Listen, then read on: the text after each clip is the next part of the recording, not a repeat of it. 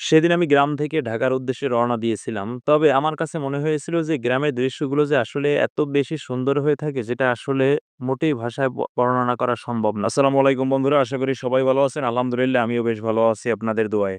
আপনারা এখন যে দৃশ্যটি দেখছেন এটি হচ্ছে আমাদের চরখালী থেকে পিরোজপুর পার হওয়ার যে ছোট্ট নদী, এই নদীটির মাঝে ২ টি ফেরি থাকে। মাঝে, মাঝে ফেরিগুলো সঠিক সময়ে পাওয়া যায় না। তাই মাঝে, মাঝে ট্রলার দিয়েও পার হতে হয়। রীতিমতো আমিও ফেরি পাইনি। তাই ট্রলারে পার হতে হচ্ছিল। তবে আপনারা যারা শহর লেভেলে থাকেন তারা যদি এরকমের একটি ট্রলারে ওঠেন তাহলে আপনাদের পরাণ আকাশে উড়ে যাবে। এই ট্রলারগুলো ডুবে যাওয়ার এক ধরনের একটা ভয় থাকে। তবে সকল প্রকার প্রকৃতির মধ্যে এই নদীটাই হচ্ছে ভয়ংকর সুন্দর এবং এই ভয়ংকর সুন্দর নদীটাকে ভালোবাসে না কিংবা যেকোনো নদীকে বা পাহাড়কে ভালোবাসে না এমন লোক পৃথিবীতে খুঁজে পাওয়া খুবই দুষ্কর। আপনাদের যদি কখনো মন খারাপ হয়ে থাকে অবশ্যই আপনারা নদী কিংবা পাহাড়ের কাছে যাবেন। তাহলে মন অবশ্যই ভালো হয়ে যাবে। অল্প একটু সময়ের জন্য আমি হয়তোবা এই সামনের ফেরিটিকে মিস করে ফেলেছি। তবে কিছুক্ষণ পরে ওরাও আসলো এবং আমাদের ট্রলারও কাছাকাছি এসে পৌঁছে। ট্রলার থেকে যখন বাইকগুলো উপরে উঠাতে হয় তখন আসলে এই অসাধারণ এক্সপেরিয়েন্স সবার কিন্তু নাই। যারা নতুন তারা আসলেই অনেকটা ভয় পাবে কিংবা তারা পারবেই না। ১ম আমার ক্ষেত্রেও এরকমের হয়েছিল কিন্তু এখন আমার অভ্যাস হয়ে গেছে। বন্ধুরা ভিডিওটি যদি আপনাদের ভালো লাগে অবশ্যই লাইক, কমেন্ট, শেয়ার করে পাশে থাকবেন। আল্লাহ হাফেজ।